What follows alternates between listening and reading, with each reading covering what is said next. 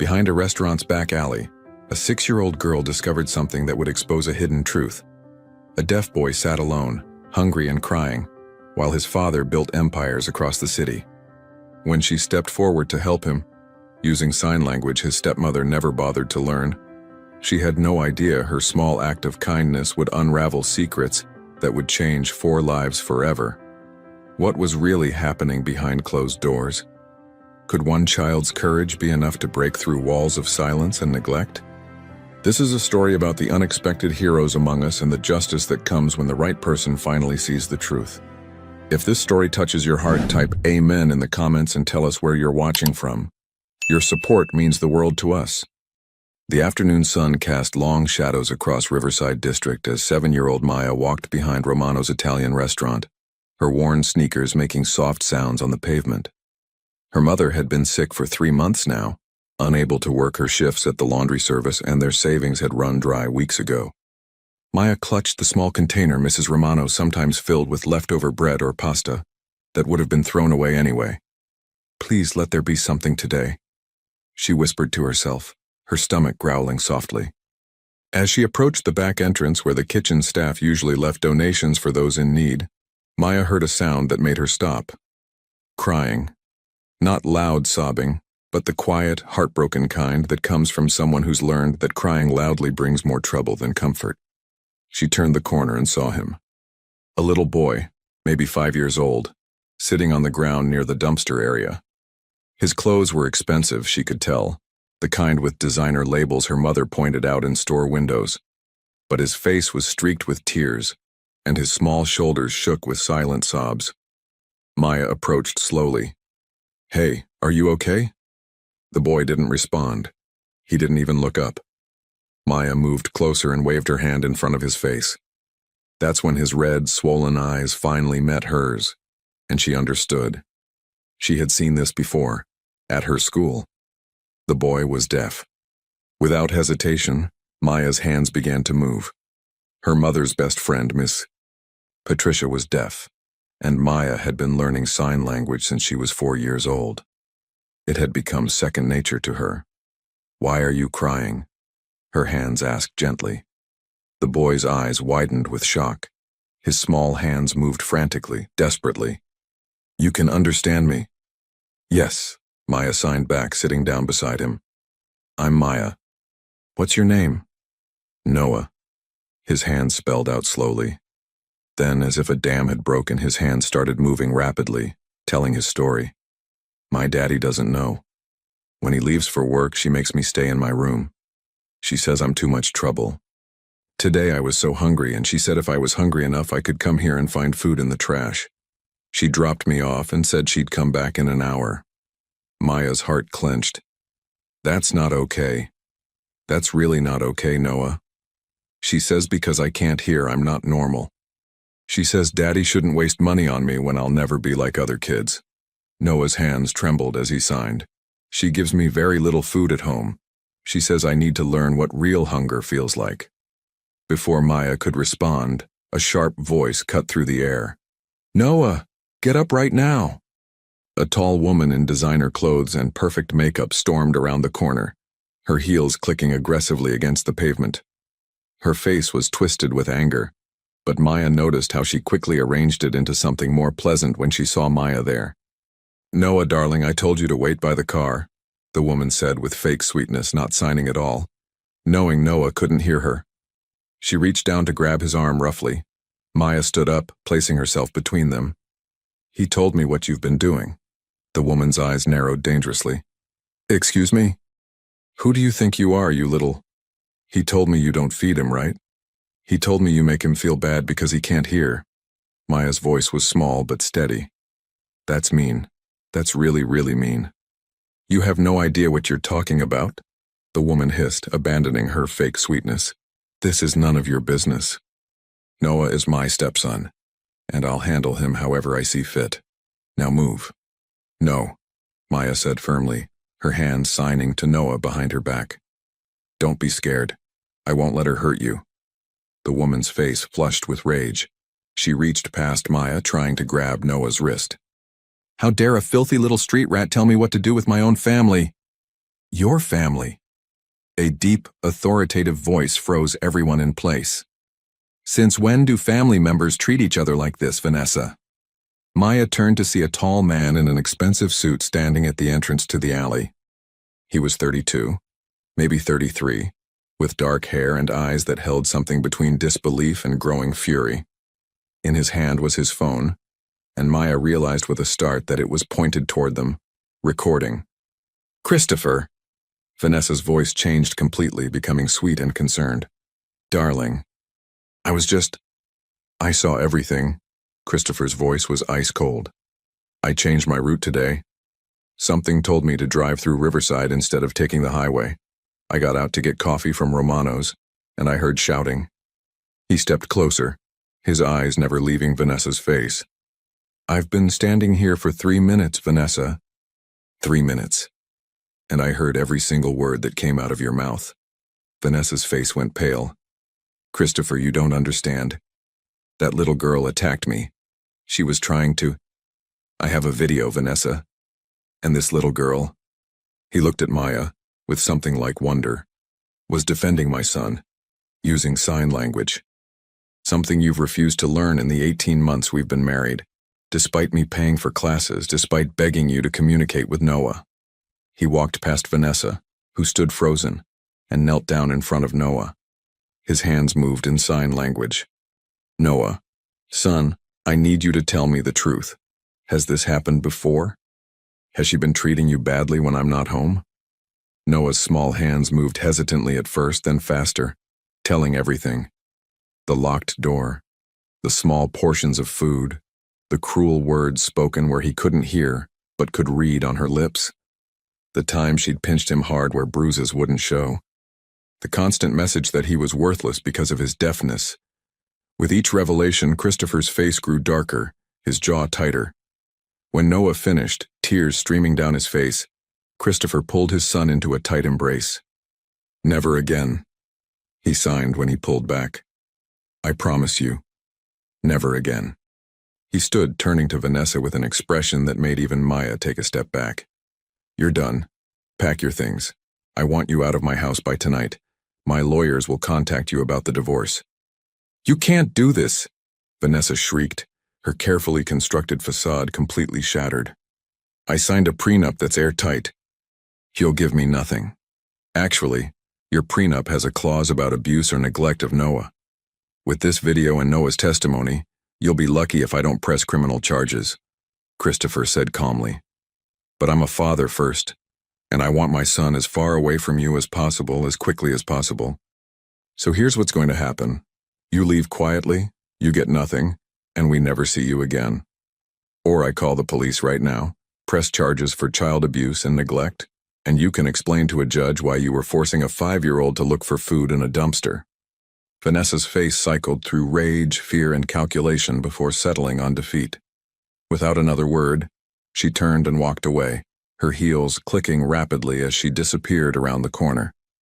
Christopher let out a long breath, then turned to Maya, who was still standing protectively in front of Noah. Thank you, he said softly. I don't know your name, but thank you. You saved my son today. Maya's eyes filled with tears she'd been holding back. I'm Maya. I couldn't let her be mean to him. Nobody should be mean to kids. Christopher noticed the container in her hand, the worn clothes, the thin frame. Understanding dawned in his eyes. Maya, why are you here behind the restaurant? Maya looked down. My mama is sick. She can't work. Sometimes Mrs. Romano gives me leftovers so we can eat. Something shifted in Christopher's expression. He made a decision in that moment, one that would alter the course of all their lives. Maya, how would you like to never have to look for leftovers again? How would you like to help me with something very important? Maya looked up, confused. Help you? But I'm just me. You're the person who saved my son. You speak his language. You showed more courage in 5 minutes than most adults show in a lifetime, Christopher said, kneeling to her level. I need to learn to be a better father to Noah. And I think you could teach me things I need to know. But first, I need to meet your mother. Would that be okay? Maya's eyes widened. You want to meet Mama? Very much, Christopher smiled, and it was genuine. And I'd like to make sure she gets the medical care she needs. No one who raises a daughter like you should have to suffer without help. As they walked toward the parking lot, Christopher carrying Noah and holding Maya's hand, none of them knew the whole truth yet. They didn't know about the connection between Maya's mother and Christopher's past. They didn't know about the secrets that would soon surface, and they didn't know that this chance meeting would reveal a twist of fate so profound it would redefine what family really meant. But in that moment, three people who had been alone in different ways had found each other. And sometimes that's exactly how the most extraordinary stories begin, with an unexpected encounter, a small act of courage, and the decision to choose kindness when cruelty would have been easier. The sun was beginning to set over Riverside District, painting the sky in shades of orange and pink, and in that golden light a new chapter was beginning for all of them. Maya's apartment was on the 4th floor of a building that had seen better days, but Christopher noticed immediately that despite the worn furniture and peeling paint, everything was spotlessly clean. The small space smelled of lavender and lemon, and children's drawings covered one wall in a colorful display. "Mama," Maya called out softly as she opened the door. "Mama, are you awake?" A weak voice came from the bedroom. "Maya, baby, is that you?" "I brought someone, Mama. Don't be scared, okay? He's nice." Christopher set Noah down gently, signing for him to wait in the living room, then followed Maya into the small bedroom. What he saw made his chest tighten. The woman in the bed was thin, too thin, with dark circles under her eyes and skin that seemed almost translucent. But when she saw her daughter, her whole face lit up with a love so fierce it was almost tangible. She couldn't have been more than 32, Christopher's own age, though illness had aged her. Then their eyes met and both of them froze. "Christopher?" Her voice was barely a whisper. "Hannah?" Christopher felt the world tilt. "Hannah Rodriguez?" Maya looked between them, confused. "You know each other?" Hannah struggled to sit up, her hands trembling. "Maya, sweetheart, could you please give us a moment? Show Noah your drawings." Once the children left, Hannah and Christopher stared at each other in shock. "It's been 7 years," Hannah said finally. "7 years since my father paid you to leave," Christopher finished bitterly. "Since he told me you'd taken the money and disappeared. Since he made me believe you'd never cared about me at all." Hannah's eyes filled with tears. "He told me you'd never want to see me again. He said you'd found someone from your own social class, someone appropriate. He gave me $50,000 and made me sign papers saying I'd never contact you or claim any connection to the Montgomery family." "$50,000, Christopher repeated, his voice hollow. "My father gave you $50,000 and told me you'd taken $500,000. He showed me fake bank statements, forged signatures. He made me believe you'd used me, that you'd been after my money the whole time." "I was pregnant," Hannah whispered. "I found out 2 days after he came to see me. I wanted to tell you, but the papers I'd signed. They said any attempt to contact you or claim paternity would result in legal action. I was 25, Christopher. I was terrified. And I didn't have the money to fight your father's lawyers." Christopher sank into the chair beside the bed, his mind reeling. "Maya, she's mine?" "She's ours," Hannah corrected gently. "She's 7. She's brilliant, kind, brave, everything good in this world. I named her Maya because it means dream in several languages, and that's what she was. The dream I got to keep when I lost everything else." Christopher's hands covered his face. All these years I had a daughter and I never knew. I married Vanessa trying to give Noah a mother, and all along. "You have a son?" Hannah asked softly. "Noah. He's 5. His mother died in childbirth. Vanessa seemed kind at first, but..." Christopher's voice broke. "I've been so blind. About everything." "How sick are you?" Christopher asked abruptly, looking at Hannah's frail form. "Stage 3 lymphoma. I've been doing treatment, but..." Hannah looked away. "It's expensive. Really expensive. My insurance ran out 3 months ago. I've been choosing between medication and rent. Maya doesn't know how bad it is." "That ends now," Christopher said firmly. "I'm calling my personal physician tonight. You'll get the best care available, and you and Maya are moving." "No," Hannah interrupted. Christopher, I appreciate the offer, but I can't just accept charity from you. Charity? Christopher's laugh was bitter. Hannah, Maya is my daughter. You're the mother of my child. This isn't charity. This is me trying to fix the damage my father did to all of us. Your father passed away, didn't he? Hannah asked quietly. I saw it in the news 2 years ago. Yes. And I found out so many things after he died. So many lies, so many manipulations. Christopher looked at her intently. He controlled my life, my relationships, my business decisions. It took me a year after his death to realize how much. Vanessa was someone he approved of before he died. I should have known she'd be wrong for me. A soft knock interrupted them. Maya peeked in. Mama, Noah wants to know if we have any crackers.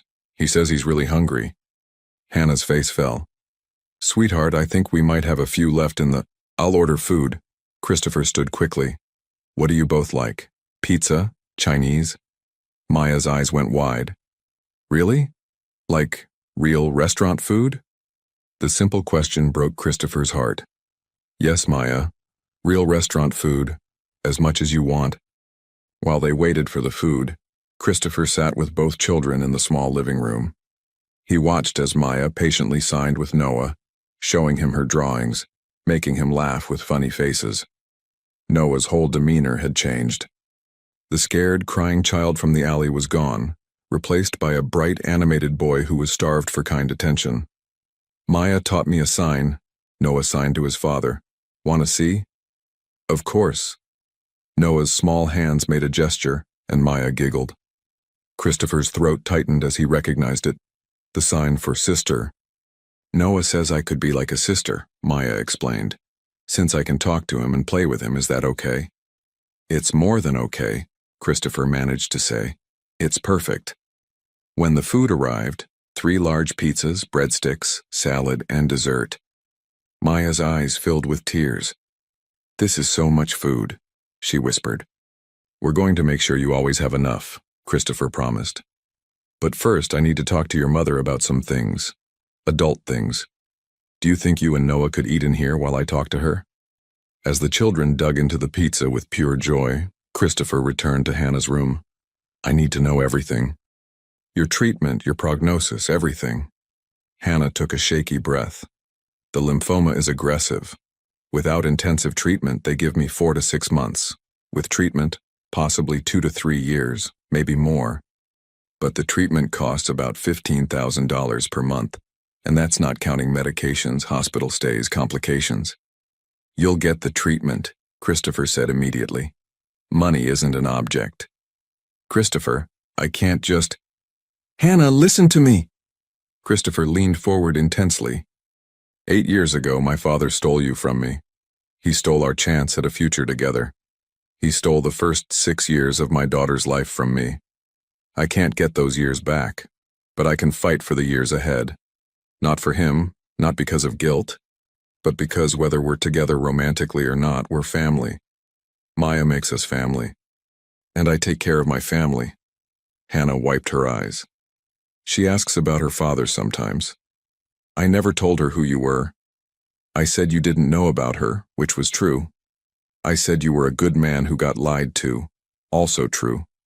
I never wanted her to hate you or think you'd abandoned her. She's extraordinary, Christopher said softly. The way she stood up to Vanessa today, the way she protects Noah, the way she signs with such patience. Hannah, you've raised an incredible human being under impossible circumstances. I did my best, Hannah smiled weakly. Even when we had nothing, I made sure she had love. I made sure she knew her worth wasn't in what we owned, but in who she was. I want to tell her, Christopher said suddenly. I want her to know I'm her father. Hannah was quiet for a long moment. She deserves to know, but Christopher, she's 6. We need to do this carefully. She's had stability in our life together, just the 2 of us. Adding you suddenly with Noah, with everything, we need to make sure we don't overwhelm her. You're right, Christopher agreed. We'll take it slow, but I want to be in her life, both their lives, really in it, not just financially supporting from a distance. Over the next hour they made plans. Christopher would arrange for Hannah to see his family's personal oncologist first thing in the morning. He would set up a trust fund for Maya's education and future. They would tell Maya the truth together when Hannah felt ready. "There's something else," Hannah said as Christopher prepared to leave. "The papers your father made me sign, do they still matter? Legally?" "No," Christopher assured her. "Those papers were obtained under duress and false pretenses. My lawyers will handle it. You don't need to worry about legal action." At the door, with Noah already asleep in his arms and Maya hugging her mother goodbye, Christopher paused. "Hannah, I want you to know something. What my father did, keeping us apart, lying to both of us, it was wrong. Unforgivably wrong. But if even one good thing came from this disaster, it's that I got to see the kind of mother you became. Maya is proof of your strength, your character, your love. He tried to paint you as someone greedy and selfish, but he was wrong. You're one of the strongest people I've ever met." Hannah smiled through her tears. "Go take care of your son. We'll talk tomorrow."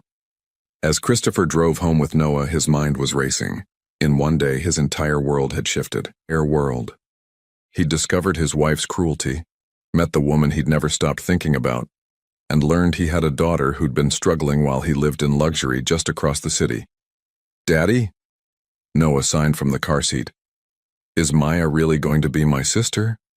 Christopher met his son's eyes in the rearview mirror. "Would you like that?" "Yes." Noah's hands moved emphatically. "She's nice. She doesn't care that I can't hear. She talks to me like I'm normal." "You are normal, Noah. Different, but normal. And yes, Maya is going to be part of our family. I promise." What Christopher didn't know yet was that his promise would be tested in ways he couldn't imagine. Forces from his past and present were about to collide. Vanessa wasn't going to go quietly. His family's board of directors would have opinions about his sudden acquisition of a 6-year-old daughter from poverty. And there were secrets still buried, waiting to surface. But as he carried his sleeping son into their house, a large, beautiful home in the suburbs that had never quite felt like a home, Christopher felt something he hadn't felt in years. Hope. The next morning would bring new challenges, new complications, new obstacles. But for the first time since his father's death, Christopher Montgomery felt like he was finally, truly awake and ready to fight for what mattered. In her small apartment across town, Hannah held Maya close. "Baby, Mr. Montgomery is going to help us. Is that okay with you?" "He seems nice, Mama." Maya yawned sleepily. "And Noah needs a friend." "I can be his friend." "You can be more than that," Hannah whispered. But Maya was already asleep. Tomorrow they would begin the conversation that would change everything. Tomorrow Maya would learn that the kind man who'd defended them was more than just a helper. He was her father. But tonight, for the first time in months, both Hannah and Christopher went to sleep with something that had been missing from their lives. A reason to believe that tomorrow could be better than today. The morning sun streamed through the windows of Dr. Patricia Reeves's office at City Medical Center. Hannah sat in the examination room, Maya in the waiting area with Christopher and Noah, as the doctor reviewed her test results and medical history. "Mrs. Rodriguez," Dr. Reeves said carefully, "I'm going to be direct with you. Your previous doctors did what they could with the resources available, but you've been undertreated for your stage of lymphoma. The good news is that we can start aggressive therapy immediately. The challenging news is that it's going to be intense, and recovery is going to take time." "How much time?" Hannah asked, her voice steady despite her fear. "With proper treatment, patients in your situation have a 75% 5-year survival rate. But you need to commit to the full treatment protocol: chemotherapy, possible radiation, medication, rest, and nutrition. No more choosing between medicine and rent. No more stress about money. Stress is counterproductive to healing. Dr. Reeves, I appreciate your optimism, but I'm a single mother with a 6-year-old daughter. I can't just stop worrying about money." Dr. Reeves smiled gently. "Christopher Montgomery is handling your medical bills. And from what he told me this morning, he's handling a lot more than that. Let him. Your job right now is to fight this disease and get well. Can you do that?"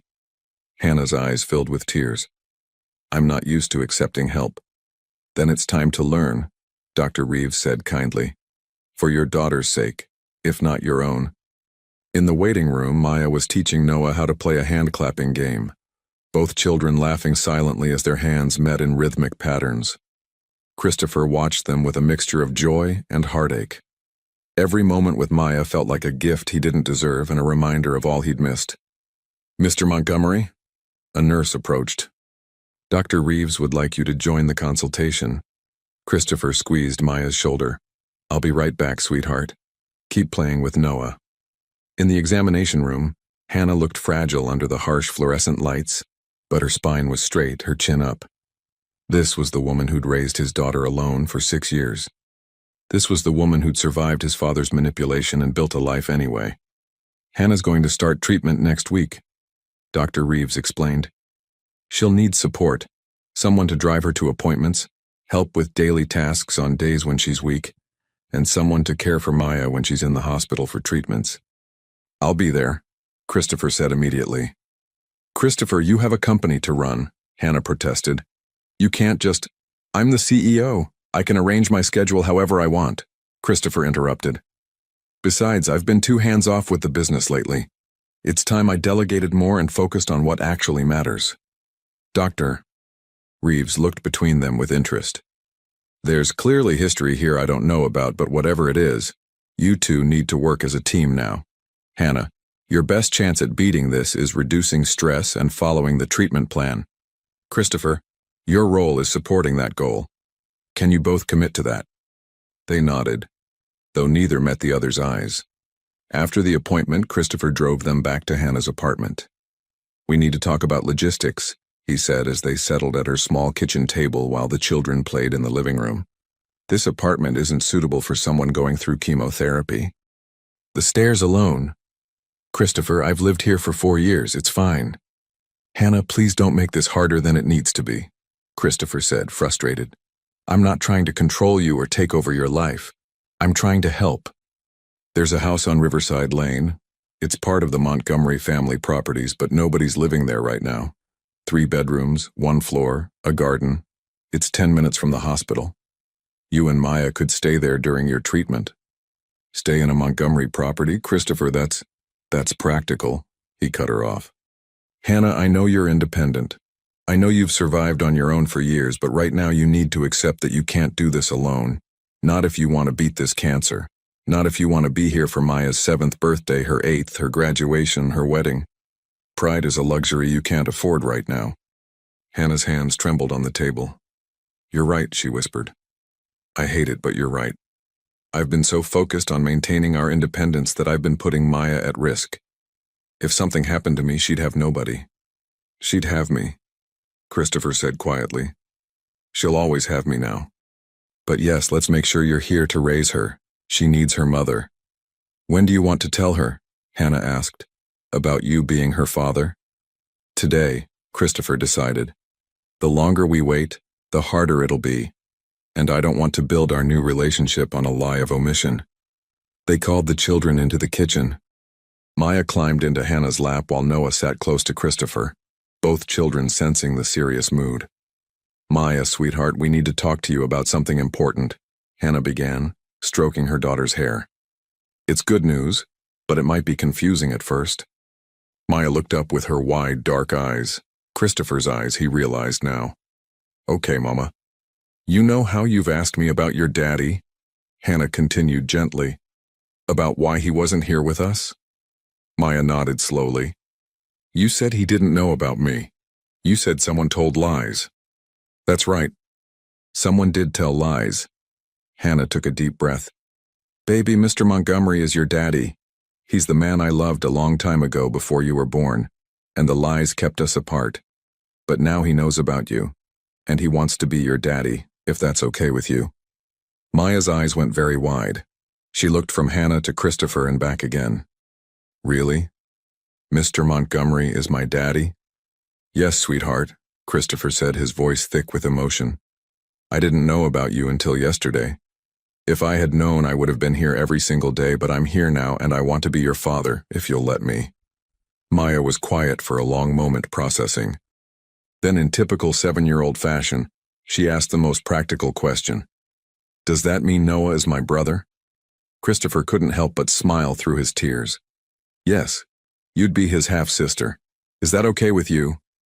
Maya looked at Noah, who was watching the conversation intently, reading lips and body language since Christopher had stopped signing in his emotional state. Maya's hands moved. You're my brother now. For real. Noah's face lit up like the sun. For real? He signed back. Not just pretend? For real, Maya confirmed, then turned back to her mother. Mama, are you okay? You're crying. Happy tears, baby, Hannah assured her. These are happy tears. But wait, Maya's mind was working through the implications. If Mr. Montgomery, Daddy, she tested the word carefully, watching Christopher's reaction. When he smiled through his tears, she continued. If Daddy is here now, does that mean he can help us? With the food and Mama's medicine? Yes, Christopher said firmly. I'm going to help with everything. Your Mama is going to get better, and we're all going to be a family. It might be a little different than other families, but it'll be our family. Can I still live with Mama? Maya asked, a hint of worry in her voice. Of course, Christopher assured her quickly. Your Mama and I are figuring out the details, but you'll always be with her. I'm just going to be part of your life now, too. We'll have to find a good balance. Maya thought about this seriously. Okay. I think that's good. Mama needs help, and Noah needs a sister who can talk to him. And... She paused, then threw her arms around Christopher's neck. I always wanted a daddy. Christopher held his daughter for the first time, really held her and felt something broken inside him start to heal. But their moment was interrupted by the buzzing of Christopher's phone. He glanced at the screen and frowned. I need to take this. It's my head of legal. He stepped into the hallway and Hannah could hear his voice growing sharp and angry. When he returned, his expression was dark. Vanessa is filing for an emergency custody hearing for Noah. She's claiming I'm an unfit father who abandoned my son with strangers while I pursued an affair. Hannah's face went pale. What? She's smart, Christopher said bitterly. She knows she violated the prenup and can't get money, so she's going for leverage. If she can get custody of Noah, she can use him to negotiate a settlement. Can she win? Hannah asked, pulling Maya closer protectively. Not if I can help it. I have the video of her behavior yesterday. But she's painting it as if I neglected Noah by leaving him with you two. People she's calling strangers of questionable character. Christopher's jaw clenched. She's attacking you to get to me. We need to go, Christopher said, gathering Noah. I have to meet with my lawyers, but Hannah, you and Maya should stay somewhere else tonight. Just in case Vanessa tries something vindictive. She knows where you live. Christopher, you're scaring me, Hannah said. Good. You should be cautious, Christopher said grimly. Vanessa comes from a powerful family. I don't think she'd physically harm anyone, but she'll use every legal and social weapon she has. Pack bags for you and Maya. You're coming to my house. But what about... No arguments, not on this. Christopher's tone left no room for discussion. My security system is the best available. You'll both be safe there while we sort this out. As they packed hastily, Maya's excitement about having a father was tempered by the worry she saw in her mother's face.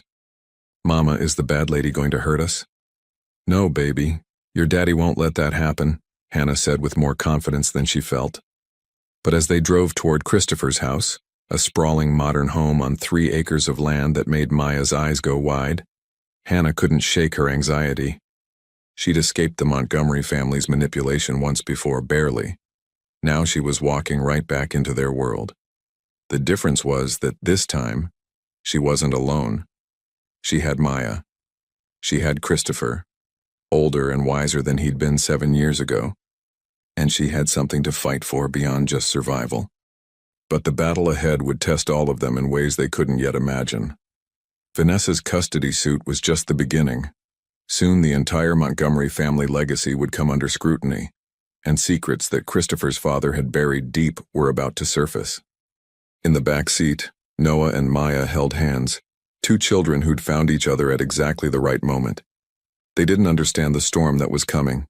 They just knew that for the first time in their young lives, they weren't facing their struggles alone. And sometimes that knowledge is enough to make you brave enough to face anything.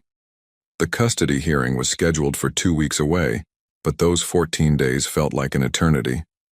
Christopher's legal team worked around the clock building their case while Vanessa's lawyers filed motion after motion, each one more aggressive than the last. Hannah and Maya had settled into Christopher's home, though Hannah insisted on keeping some boundaries. She and Maya took the guest suite on the opposite end of the house from Christopher and Noah's rooms. "We need to do this right," she told Christopher. "Not rush into playing house just because circumstances pushed us together." Christopher respected her wishes, though spending every evening with his newly discovered daughter and the woman he'd never stopped loving was both wonderful and torturous. They fell into a routine. Breakfast together, Christopher going to work while Hannah rested and the children played, afternoons in the garden, and family dinners where they all practiced sign language together. Maya bloomed in the new environment. She had her own room decorated in soft purples and yellows, shelves filling with books, and a closet with clothes that actually fit. But what changed most was the worry leaving her young face. She laughed more, played freely, and stopped checking the kitchen every morning to see if there was food. "Daddy, look," Maya called one afternoon running through the garden with Noah. Both children were covered in dirt from planting flowers. "We made a rainbow garden, red, orange, yellow, green, blue, purple." Christopher looked up from his laptop on the patio where he was working remotely. "That's beautiful, sweetheart. What kind of flowers are they?" Mrs. Chen said they're zinnias. She said they'll grow really tall. Maya's enthusiasm was infectious. Mrs. Chen, the housekeeper who'd worked for the Montgomery family for 20 years, had taken to Maya immediately. "That child has sunshine in her soul," she'd told Christopher. "After all the darkness Vanessa brought to this house, Maya is like opening windows and letting light in." But the light was about to face some serious darkness. The day before the custody hearing, Christopher's head of legal, Marcus Webb, called an emergency meeting. Christopher sat in his home office, Hannah beside him at his insistence as Marcus delivered the news via video call. "Vanessa's legal team has a new strategy," Marcus said grimly. "They're not just attacking your fitness as a parent anymore. They're attacking Hannah." "What?" Hannah's face paled. "They've dug up everything they could find. They're claiming that 8 years ago you were paid to leave Christopher, which they're framing as evidence of financial opportunism. They're saying you kept Maya's existence secret to ambush Christopher at a vulnerable time after his divorce. And they're implying that your illness is being used to manipulate Christopher emotionally and financially." "That's insane," Christopher exploded. "They're twisting everything." "I know," Marcus said. "But Christopher, there's more. They've found something. A document your father had drawn up 8 years ago. It's a statement Hannah allegedly signed saying she'd been having an affair with your father, not you, and that Maya could be his child, not yours." Hannah gasped. "What? That's a complete lie. I never signed anything like that." "We know," Marcus assured her. "We've already sent it to a forensic document examiner. The signature is forged. But Vanessa's team is going to present it to create doubt, to paint Hannah as someone willing to lie about paternity for money." Christopher's hands clenched into fists. "My father's poison is still spreading even from the grave." "There's one more thing," Marcus hesitated. "Vanessa's team is requesting a paternity test for Maya. They're arguing that until paternity is legally established, you have no standing to make decisions that affect Noah's exposure to unrelated children in the home." Hannah's eyes filled with tears. "They want to humiliate us. They want to make it look like I'm lying about Maya's paternity." "Let them request it," Christopher said firmly. "We'll do the test. When it proves I'm Maya's father, it'll destroy their entire narrative." "Christopher," Hannah said quietly, "Maya will have to know about this. She'll have to understand why strangers are questioning whether you're really her father. She's 6 years old." Christopher's anger deflated into anguish. "I know. But what choice do we have?" That evening, they sat Maya down in the living room. Noah was with Mrs. Chen, playing in his room, giving them privacy for the difficult conversation. "Maya, sweetheart, we need to talk about something that might be confusing," Hannah began, holding her daughter's small hands. "Is it about the court?" Maya asked. She was perceptive beyond her years.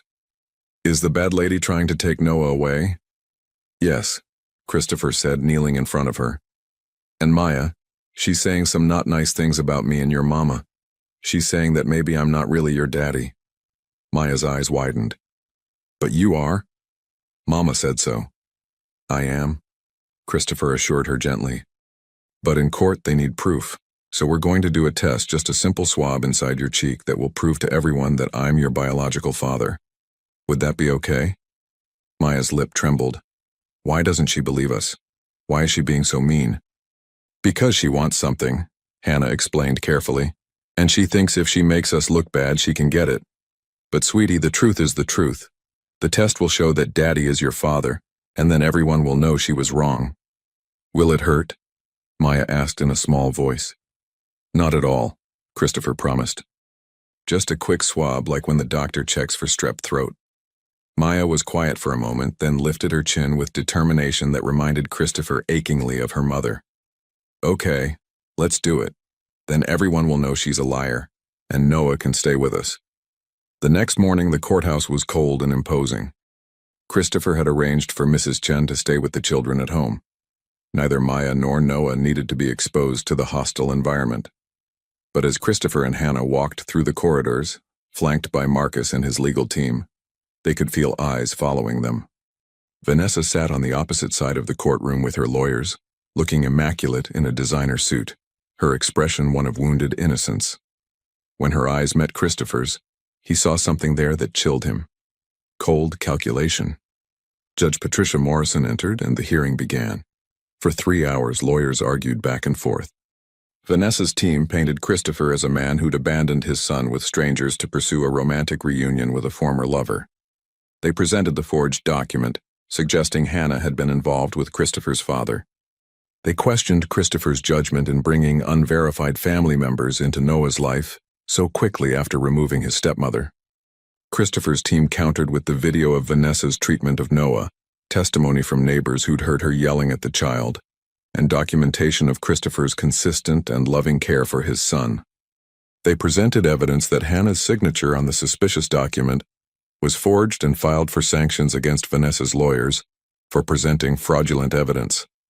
Then came the moment everyone was waiting for: the paternity test results. Marcus stood. Your Honor, we have the results of the paternity test performed 3 days ago on Mr. Montgomery and the minor child, Maya Rodriguez. The courtroom fell silent. The results show a 99% probability that Christopher Montgomery is the biological father of Maya Rodriguez. The words hung in the air. Vanessa's face twitched, her careful composure cracking slightly. Her lead attorney whispered urgently to her. Judge Morrison looked at the results, then at Vanessa's legal team. Counselors, you presented a document claiming this child's paternity was in question. That document has been proven fraudulent.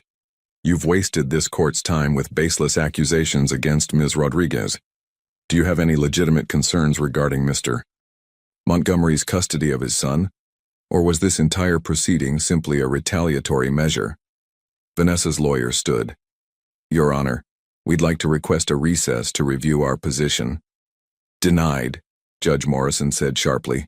You've had ample time to prepare your case.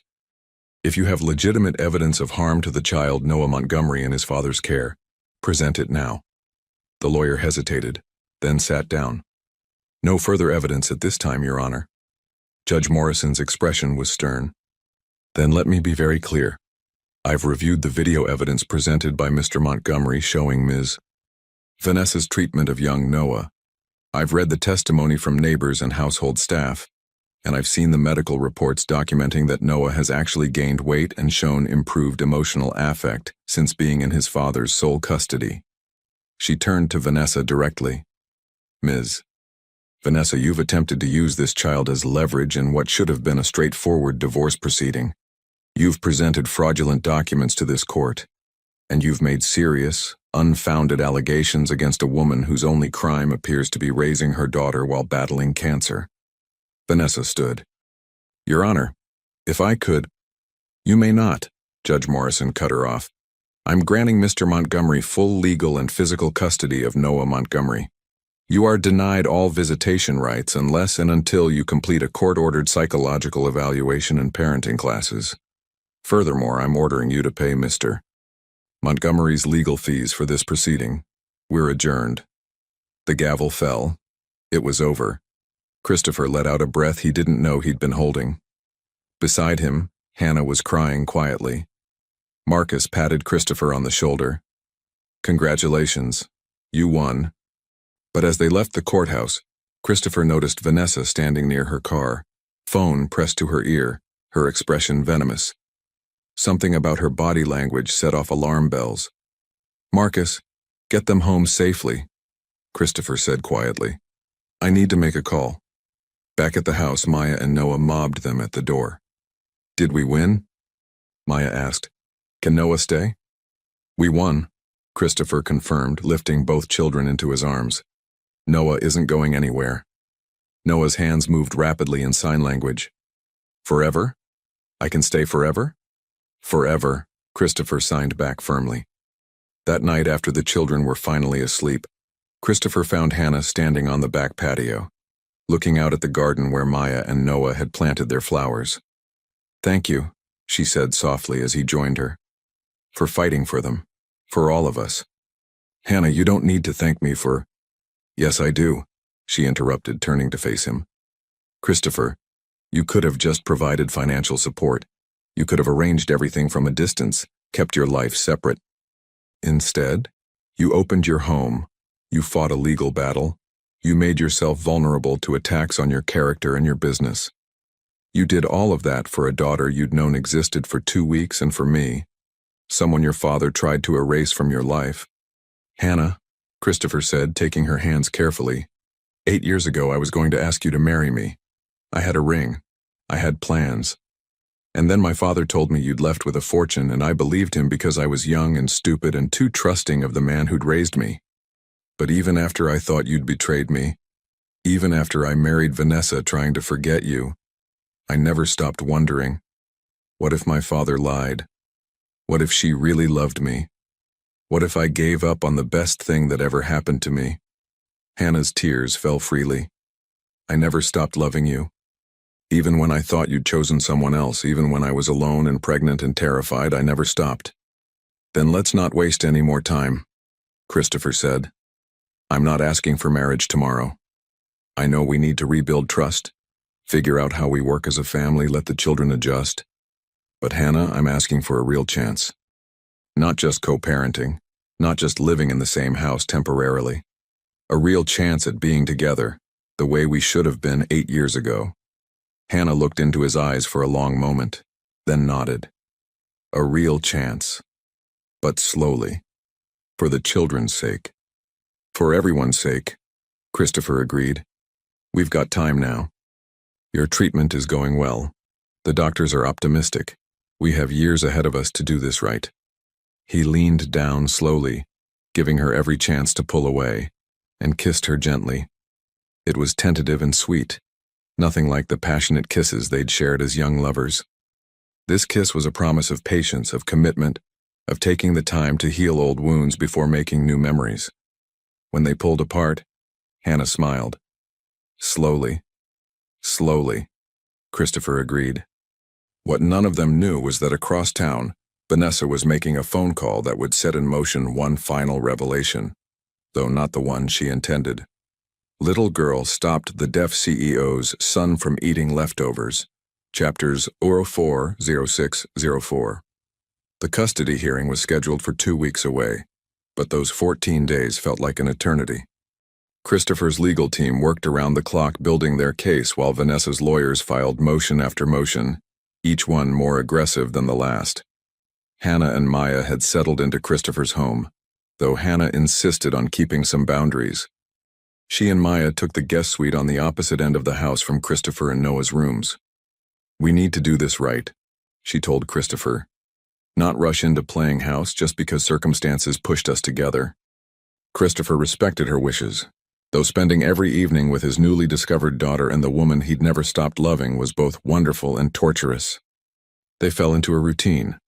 Breakfast together, Christopher going to work while Hannah rested and the children played, afternoons in the garden, and family dinners where they all practiced sign language together. Maya bloomed in the new environment. She had her own room decorated in soft purples and yellows, shelves filling with books, and a closet with clothes that actually fit. But what changed most was the worry leaving her young face. She laughed more, played freely, and stopped checking the kitchen every morning to see if there was food. "Daddy, look," Maya called one afternoon, running through the garden with Noah. Both children were covered in dirt from planting flowers. "We made a rainbow garden, red, orange, yellow, green, blue, purple." Christopher looked up from his laptop on the patio where he was working remotely. "That's beautiful, sweetheart. What kind of flowers are they?" Mrs. Chen said they're zinnias. She said they'll grow really tall. Maya's enthusiasm was infectious. Mrs. Chen, the housekeeper who'd worked for the Montgomery family for 20 years, had taken to Maya immediately. "That child has sunshine in her soul," she'd told Christopher. "After all the darkness Vanessa brought to this house, Maya is like opening windows and letting light in." But the light was about to face some serious darkness. The day before the custody hearing, Christopher's head of legal, Marcus Webb, called an emergency meeting. Christopher sat in his home office, Hannah beside him at his insistence as Marcus delivered the news via video call.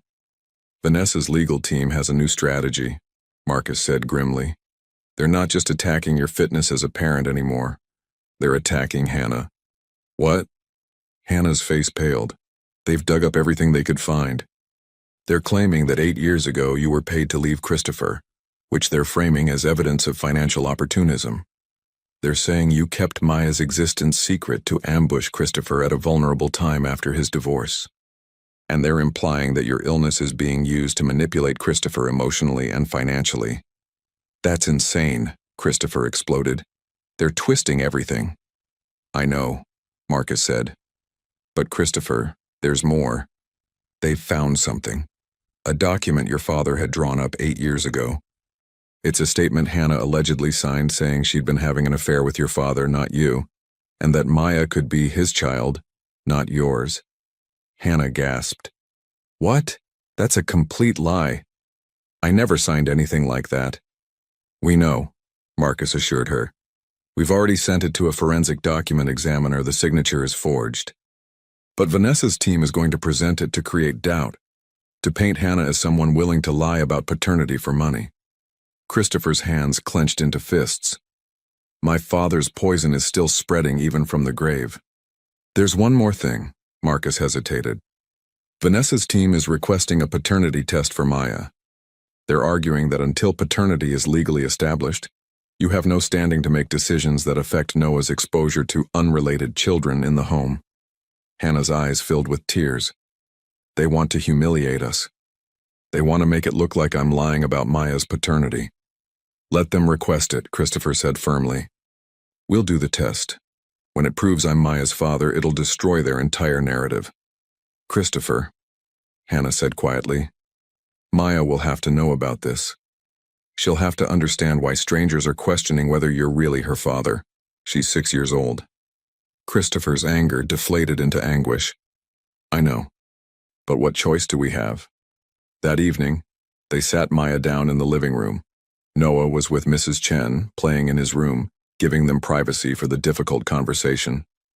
"Maya, sweetheart, we need to talk about something that might be confusing," Hannah began, holding her daughter's small hands. "Is it about the court?" Maya asked. She was perceptive beyond her years. "Is the bad lady trying to take Noah away?" "Yes," Christopher said, kneeling in front of her. "And Maya, she's saying some not nice things about me and your mama. She's saying that maybe I'm not really your daddy." Maya's eyes widened. "But you are." "Mama said so." "I am," Christopher assured her gently.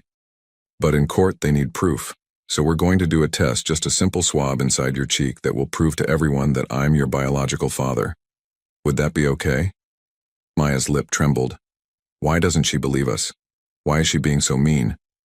"Because she wants something," Hannah explained carefully, "and she thinks if she makes us look bad, she can get it. But sweetie, the truth is the truth. The test will show that Daddy is your father, and then everyone will know she was wrong." "Will it hurt?" Maya asked in a small voice. "Not at all," Christopher promised. "Just a quick swab like when the doctor checks for strep throat." Maya was quiet for a moment, then lifted her chin with determination that reminded Christopher achingly of her mother. "Okay, let's do it.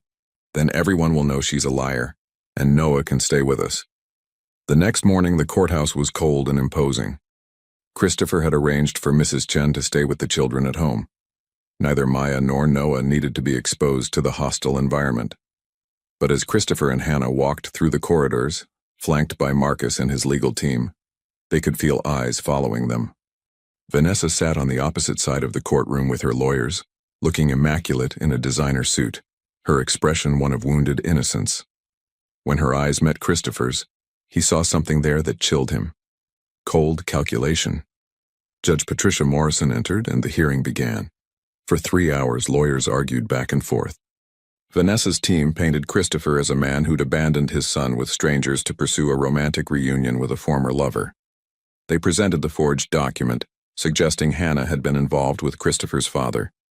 They questioned Christopher's judgment in bringing unverified family members into Noah's life so quickly after removing his stepmother. Christopher's team countered with the video of Vanessa's treatment of Noah, testimony from neighbors who'd heard her yelling at the child, and documentation of Christopher's consistent and loving care for his son. They presented evidence that Hannah's signature on the suspicious document was forged and filed for sanctions against Vanessa's lawyers for presenting fraudulent evidence. Then came the moment everyone was waiting for: the paternity test results. Marcus stood. "Your Honor, we have the results of the paternity test performed 3 days ago on Mr. Montgomery and the minor child, Maya Rodriguez." The courtroom fell silent. "The results show a 99% probability that Christopher Montgomery is the biological father of Maya Rodriguez."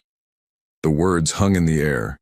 Vanessa's face twitched, her careful composure cracking slightly.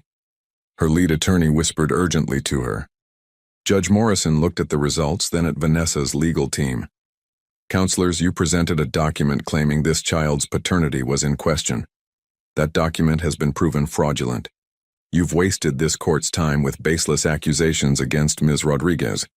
Do you have any legitimate concerns regarding Mr. Montgomery's custody of his son?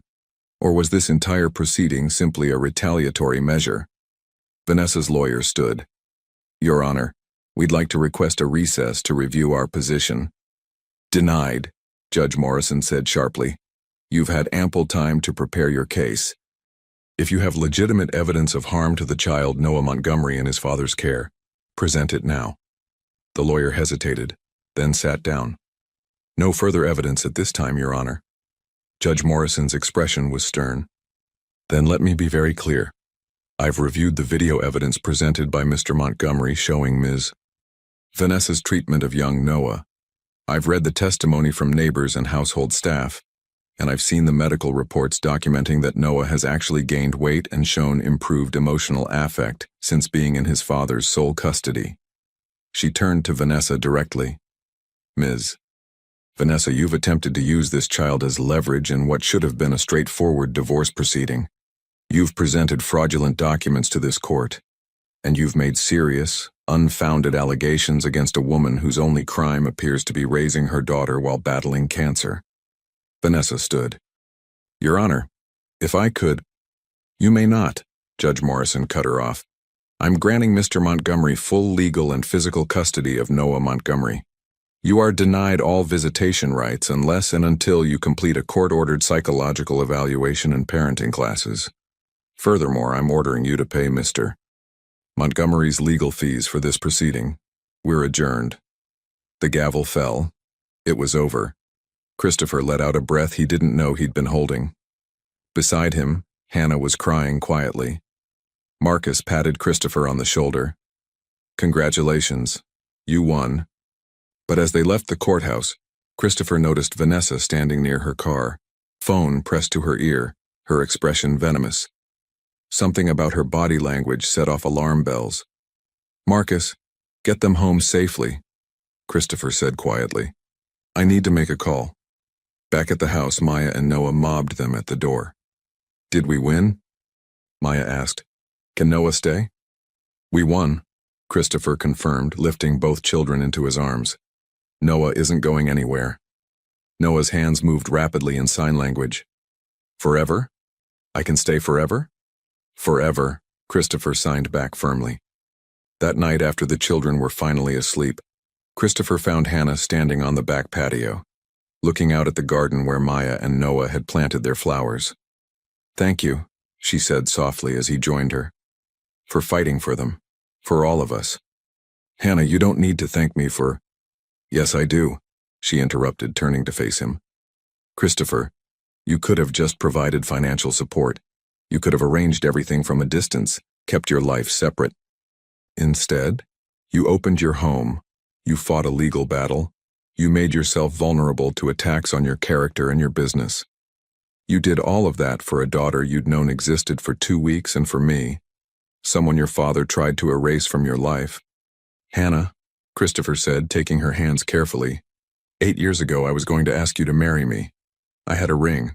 I had plans. And then my father told me you'd left with a fortune, and I believed him because I was young and stupid and too trusting of the man who'd raised me. But even after I thought you'd betrayed me, even after I married Vanessa trying to forget you, I never stopped wondering, what if my father lied? What if she really loved me? What if I gave up on the best thing that ever happened to me?" Hannah's tears fell freely. "I never stopped loving you. Even when I thought you'd chosen someone else, even when I was alone and pregnant and terrified, I never stopped."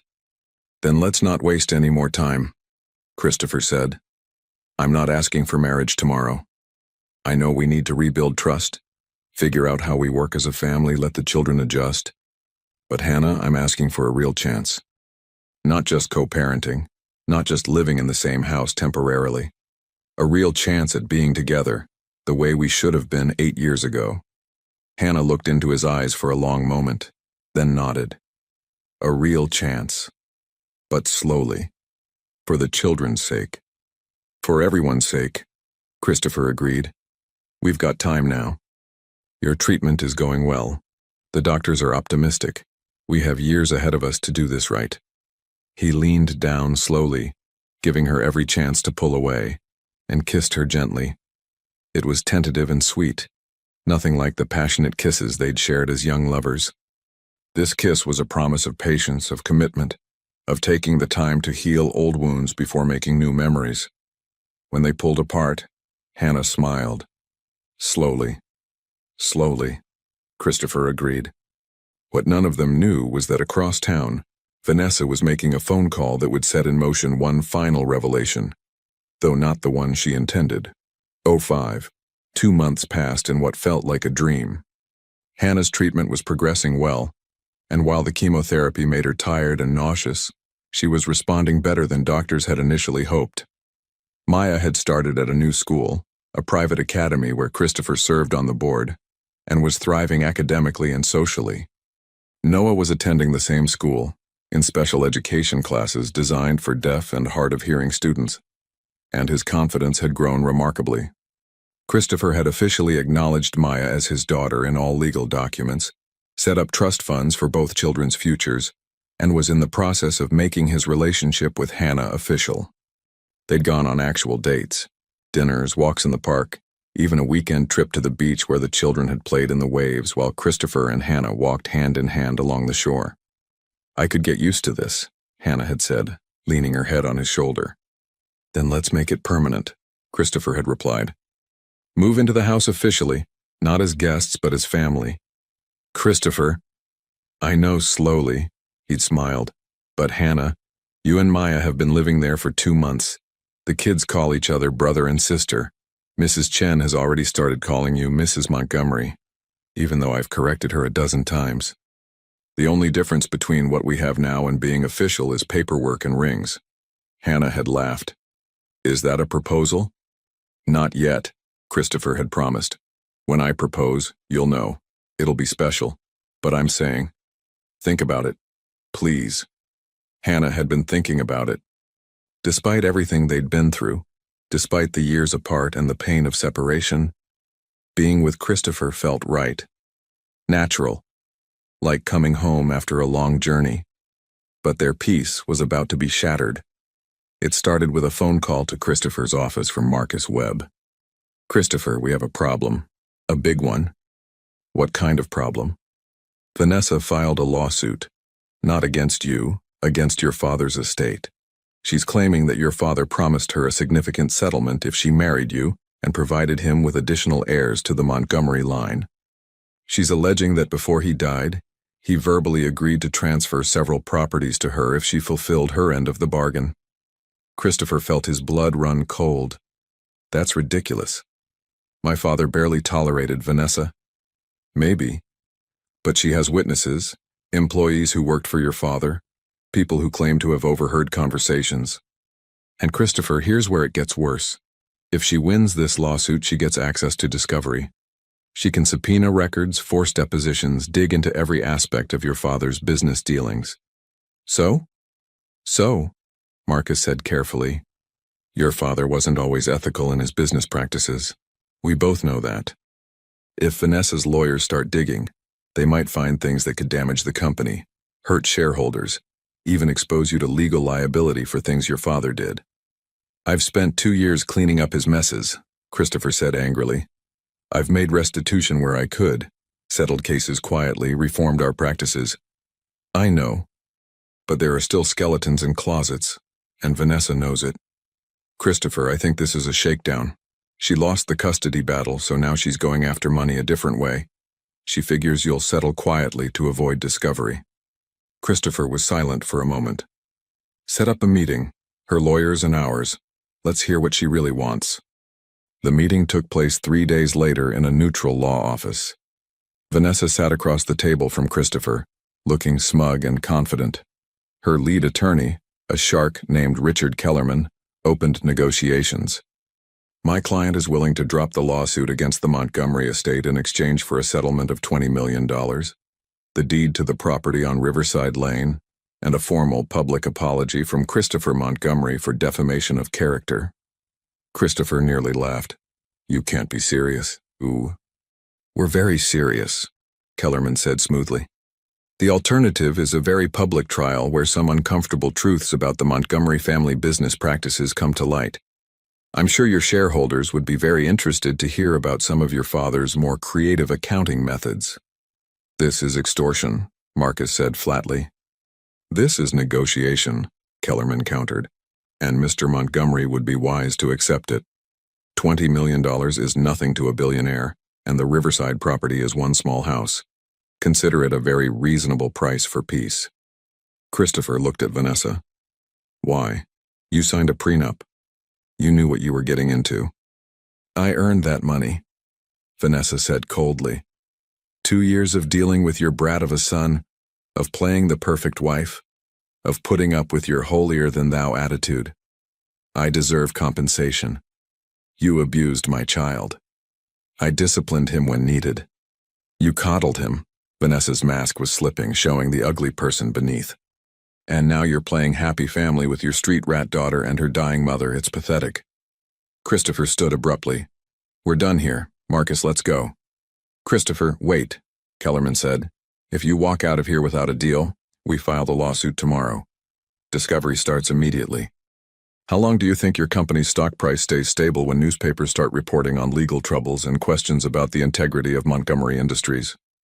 Christopher turned back, his expression ice cold. "File your lawsuit. Dig all you want, because here's what you don't know, Kellerman. I've spent 2 years documenting every illegal and unethical thing my father did. I've got evidence, witness statements, financial records, everything. And I've been working with federal prosecutors to make sure that when everything comes out, it's on my terms, with immunity agreements in place protecting me and the current company from liability for my father's crimes." Vanessa's face went pale. "You're lying." "Am I?" "Test me." Christopher leaned forward. "You want to drag my family through the mud? Fine. But I'll make sure the world knows exactly what kind of person you are. That video of you mistreating Noah? That's going public. The forged documents you presented in court? Public. The witness statements from every household staff member who heard you scream at a 5-year-old deaf child? Public. By the time I'm done, you won't be able to get a job cleaning toilets, let alone maintain your social standing. You wouldn't dare, Vanessa hissed. The scandal would hurt you too. I don't care anymore, Christopher said, and meant it. 8 years ago, when my father manipulated Hannah and me, I would have cared about the family reputation more than the truth. But I've learned something since then. Truth and love matter more than appearances and money. You can't hurt me with the truth because I'm not afraid of it anymore. He walked to the door, then paused. You have 24 hours to drop the lawsuit and sign an agreement never to contact me, Noah, Hannah, or Maya again. If you do that, I'll give you $1 million, far more than you deserve, and you walk away. If you don't, I bury you. Your choice. As Christopher and Marcus left the building, Marcus let out a low whistle. That was either brilliant or insane. Probably both, Christopher admitted, but I meant every word. I'm done letting fear of scandal control my decisions. There's just one problem, Marcus said carefully. You told her you've been working with federal prosecutors. Christopher, have you actually started the process? Yes, completed it? Not yet, Christopher admitted. I've had preliminary conversations with the U.S. Attorney's Office about my father's tax evasion and fraud. They're interested, but we haven't formalized any agreements yet. So you bluffed. I accelerated my timeline, Christopher corrected. Call the U.S. Attorney's Office. Tell them I'm ready to cooperate fully and I need to move fast. If Vanessa calls my bluff, we need to be ready to follow through. That night, Christopher sat with Hannah in the living room after the children were in bed and told her everything. So we might be facing a public scandal, Hannah said when he finished. I'm sorry. I know you didn't sign up for this when you let me back into your life. Christopher, I didn't let you back into my life. You were never really out of it. You were always Maya's father, even when we didn't know it. Hannah took his hand. And if standing by you means facing scandal, I can handle it. I've faced worse. The press might come after you too. They'll dig into your past, our relationship 8 years ago. Let them, Hannah said firmly. We have nothing to hide. We loved each other. Your father separated us with lies, and now we've found our way back together.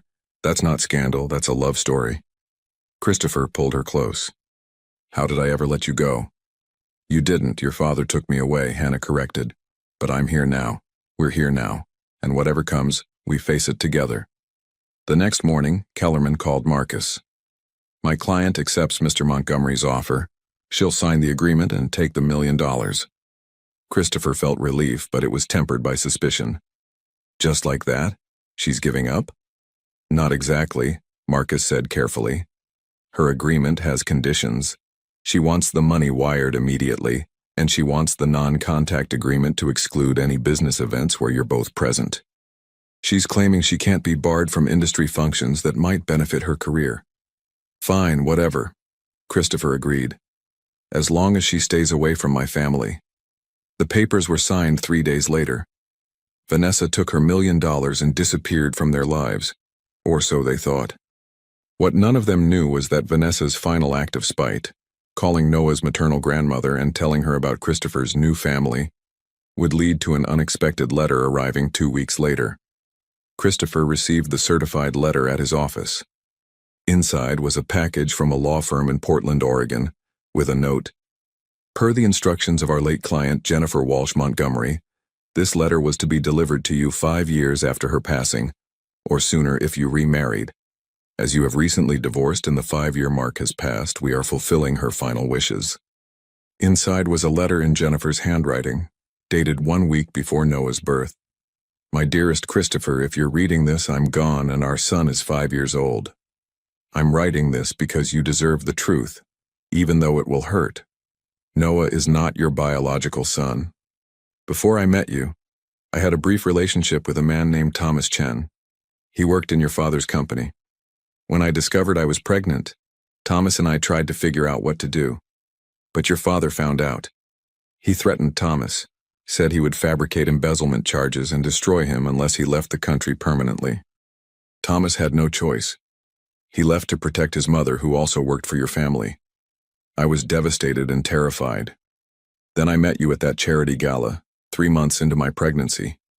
You were kind, genuine, and when I finally told you I was pregnant, you didn't run. You proposed. You said you'd love my child as your own.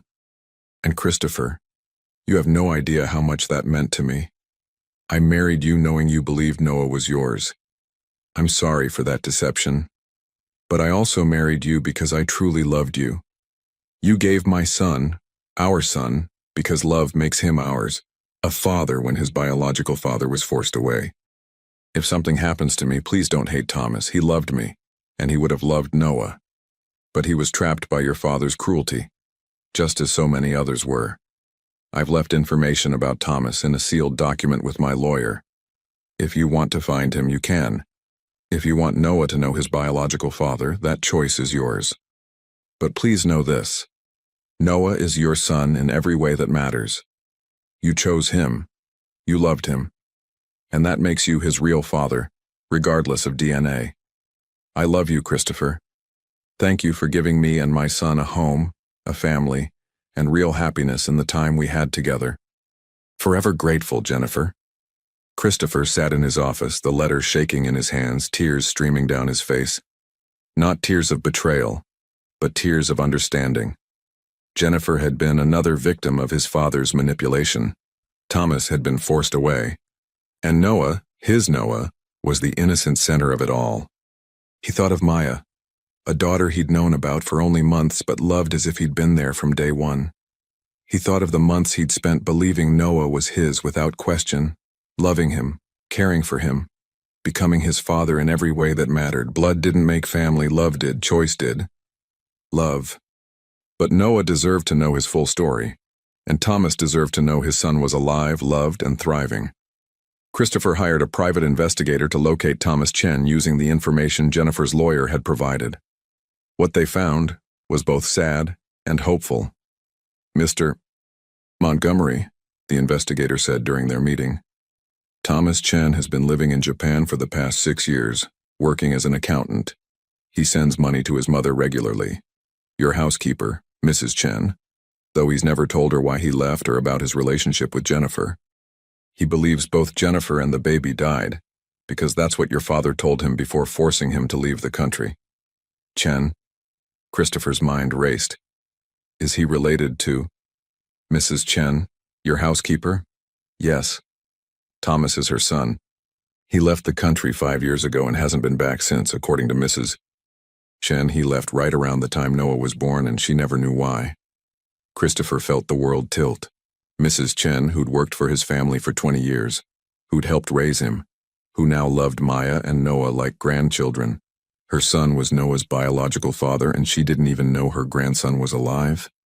There's more, the investigator continued. Thomas left because your father found out about his relationship with Jennifer and her pregnancy. Your father gave him a choice. Leave the country permanently with a payment of $200,000 and be told the baby died, or face criminal charges for embezzlement your father would fabricate. Thomas chose to protect his mother from the scandal and left, believing he'd lost both Jennifer and his child. Of course he did, Christopher said bitterly. His father's manipulation knew no bounds, even from the grave. That evening, Christopher called Mrs. Chen into his office. The elderly woman looked nervous, clearly sensing something serious was happening. Mrs. Chen, I need to talk to you about your son. Her face crumpled. I know Thomas is Noah's biological father. I know my father forced him to leave. What I don't know is why you never said anything. Mrs. Chen sat down heavily. Because Jennifer made me promise. She came to me when she was pregnant crying. She told me what your father had done to my Thomas. She said she'd met you and fallen in love with you, and that you were going to marry her and raise the baby as your own. She begged me not to tell anyone the truth, not you, not Thomas, no one. She said the baby would be safer with you as a father, with your protection, than being connected to a man your father had threatened and destroyed. Did you know Thomas believed the baby had died? Christopher asked gently. Mrs. Chen's face crumpled. Not at first. Not until 2 years ago, when Thomas finally called me after years of silence. He told me your father had told him Jennifer and the baby both died in childbirth, and that's why he had to leave. To spare everyone the pain. By then, Noah was already 3 years old and calling you Daddy. I didn't know what to do, I was so afraid of what your father might do if he found out I'd kept in contact with Thomas. Christopher felt anger and compassion warring inside him. Mrs. Chen, I'm not angry with you. My father was a master manipulator who hurt everyone around him. Jennifer's letter explained everything. But I need to know, do you want to contact Thomas? To tell him his son is alive? Mrs. Chen's eyes filled with tears. More than anything, but Mr. Christopher, that child has been through so much already. Finding out you're not his biological father will change nothing about how I feel about him. Christopher interrupted firmly. Noah is my son. I chose him, I've raised him, and I love him. Jennifer's letter made that clear. I'm his real father because I chose to be. But he also deserves to know about Thomas, to have the chance to know his biological father, and to know that his grandmother has been with him all along. If Thomas wants to be part of Noah's life, I'll welcome him. My father stole 6 years of Thomas's life. I won't steal anymore. Over the next 2 weeks, Christopher worked with Mrs. Chen to contact Thomas. The young man, only 31 years old, had been living in Japan, working as an accountant, sending money to his mother whenever he could, and carrying the guilt and grief of believing he'd lost both the woman he loved and their child. When Thomas video called for the first time, Christopher saw a man who looked exhausted, haunted, and disbelieving. Mr. Montgomery, I don't understand. Your investigator said. He said my son is alive? That Jennifer raised him with you? Jennifer died in childbirth, Thomas. I'm sorry, but Noah, your son, is alive, healthy, and loved. My father lied to you. He told you they both died to make sure you'd never come back. But Noah is here, and he's thriving. And if you want to be part of his life, I'm offering you that chance. Even though he's not biologically yours? Especially because he's not biologically yours, Christopher said. Because that means I chose to be his father and you didn't choose to leave. We were both victims of my father's manipulation. It's time to set things right. Telling Noah the truth was the hardest thing Christopher had ever done. He and Hannah sat down with the 5-year-old, with Mrs. Chen present, and explained everything in simple terms a child could understand. So Mr. Thomas is my real daddy? Noah signed, confused. He's your biological father, Christopher signed back carefully. That means he helped make you. But Noah, I'm your daddy. I've taken care of you, I love you, and that's never going to change. You're my son and you always will be. Mr. Thomas just means you have more people who love you. Like Maya has mama and daddy? Noah asked. Exactly like that, Christopher confirmed. And Mrs. Chen is my real grandma? Mrs. Chen started crying. Yes, sweetheart, I'm your grandma. Noah processed this for a moment, then signed. Okay. So I have Daddy Christopher, Daddy Thomas, Grandma Chen, Maya as my sister, and Hannah as my... He paused, looking at Hannah curiously. Hannah signed back gently. What would you like me to be? Noah thought seriously. Then his small hands moved. Mama Hannah? Hannah burst into tears and pulled Noah into a hug. Christopher wrapped his arms around both of them, and Maya jumped up from where she'd been sitting quietly, joining the group hug. We're a family, Maya said firmly. A weird family, but a good family. Thomas arrived from Japan 3 weeks later. The meeting between father and son was emotional and beautiful. Thomas cried when he saw Noah for the first time, and Noah was shy at first but quickly warmed to the gentle man who looked so much like Mrs. Chen. I'm going to stay, Thomas told Christopher after spending a day with Noah. If that's all right with you, I'm going to find work here in the city. I want to be part of my son's life, even if it's just as the man who visits on weekends. You can be more than that, Christopher offered. Montgomery Industries needs a good accountant. I've checked your credentials. You're excellent at what you do. And maybe over time you and Noah can build a relationship that works for both of you. Over the next few months, their unconventional family grew and evolved. Thomas became a regular presence, attending Noah's school events, teaching him about Japanese culture and slowly building trust. Mrs. Chen glowed with happiness at having both her children, Noah and Maya, close by, along with her actual son. Hannah's cancer went into remission. The doctors were cautiously optimistic, giving her a strong chance of being cancer-free for years to come. Her strength returned, and with it, her vibrant spirit that had first captured Christopher's heart. One evening 6 months after the custody battle, Christopher took Hannah back to the alley behind Romano's restaurant where everything had begun. "Why are we here?" Hannah asked, confused. "Because this is where our story really started," Christopher said. "Not 8 years ago when we first met, but here. Where Maya's courage saved Noah. Where I finally saw the truth about my life and where fate brought us back together." He knelt down on one knee, pulling out a small velvet box. "Hannah Rodriguez, you are the strongest, most incredible person I've ever known. You raised an amazing daughter alone, battled cancer, survived my father's manipulation, and still found room in your heart to give me a second chance. I wasted 8 years not fighting for us. I'm not wasting another minute." He opened the box, revealing a simple, elegant ring. "Will you marry me? Will you let me spend the rest of my life proving that some love stories are worth waiting for?" Hannah laughed through her tears. "You're proposing in an alley behind a restaurant?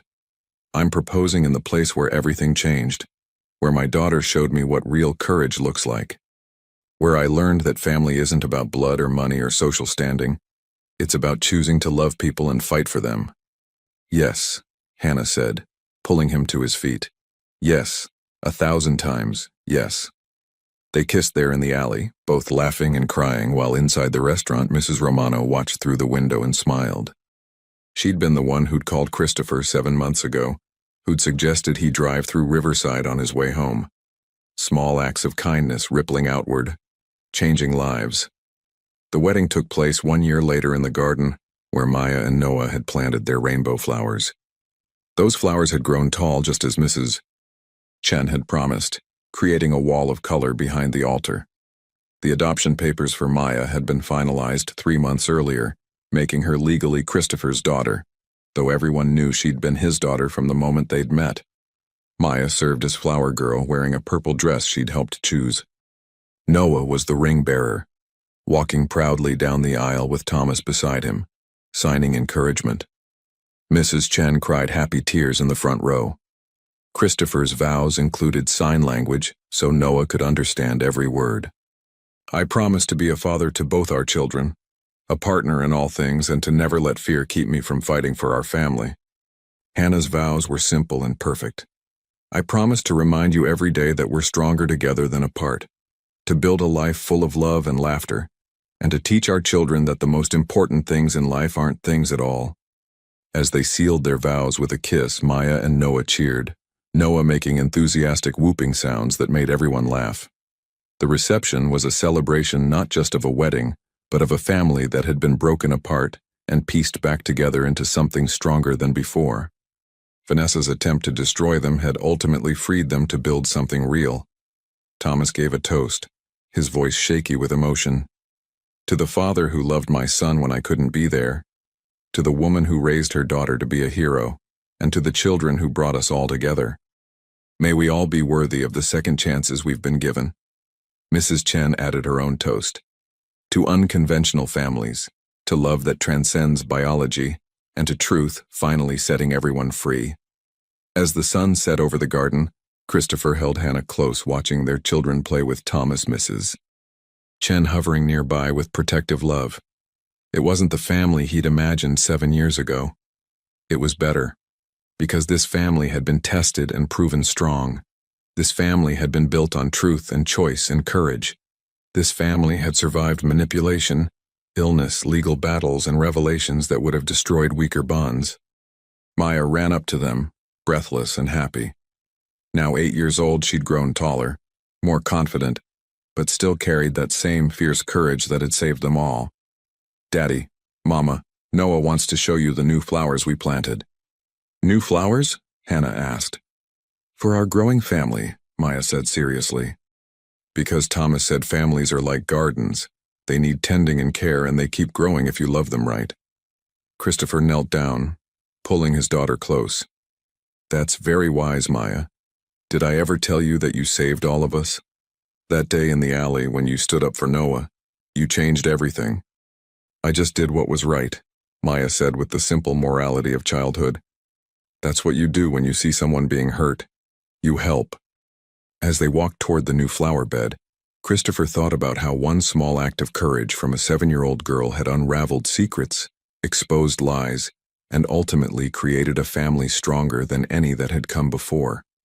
The Montgomery legacy was no longer about money or power or social standing. It was about love, truth, and the courage to stand up for what was right especially when, it cost you everything. And as Maya and Noah showed off their new rainbow garden, adding colors to the ones they'd planted before, Christopher understood the metaphor perfectly. Their family was like those flowers, a mix of different colors, different origins, different stories, but together creating something beautiful. The little girl who'd stopped to help a crying deaf boy behind a restaurant had done more than save one child's day. She'd saved 4 lives, healing wounds no one knew existed, and proving that sometimes the smallest people carry the biggest courage. And that courage had bloomed into a love story for the ages, one that started with a simple act of kindness and grew into a family that redefined what family could be. As stars appeared in the darkening sky above their garden, Christopher Montgomery held his wife close, watched his children play, and felt grateful for every moment that had led to this one. The journey had been painful, complicated, and messy, but it had been worth it. Every single moment had been worth it.